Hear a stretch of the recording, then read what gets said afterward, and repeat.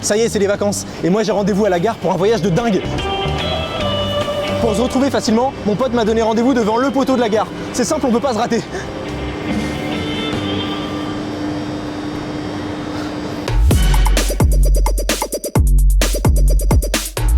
Dans les gares et les stations de métro sont alignés des poteaux, en plein milieu du passage. Un mouvement de foule, ça peut être grave dangereux, voire mortel. Bon, je vais pas faire la liste, mais parmi les accidents tragiques, on peut citer les 3200 morts au pèlerinage de la Mecque en 2015, ou encore les 133 morts dont une quarantaine d'enfants en 2022 en Indonésie, lors d'une intervention policière musclée à un match de foot, entassant les gens vers une sortie trop étroite. Donc contrôler les foules est une question importante depuis longtemps dans la recherche. Dans les années 70, un physicien du nom de Leroy Anderson propose qu'au-dessus d'une certaine densité, on puisse décrire les mouvements de foule comme des fluides.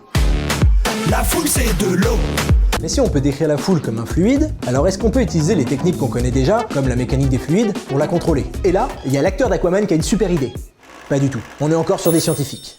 Ils ont eu l'idée d'utiliser un obstacle pour anticiper et réduire la pression exercée à une sortie. Un peu comme la technique du brise-lames, ces poteaux qui brisent les vagues avant qu'elles atteignent le bord de côte pour diminuer leur énergie. Pour pouvoir profiter tranquillou des vacances à la Baule, parce que putain, les vagues ça décoiffe, en fait. Bref, ils ont essayé de mettre un poteau aux endroits où les gens se regroupent, genre juste avant une porte de sortie par exemple, et là, ça marche. Bon, c'est pas magique non plus, hein, mais ça permet quand même de réduire la pression de la foule devant la porte, et du coup, facilite son évacuation.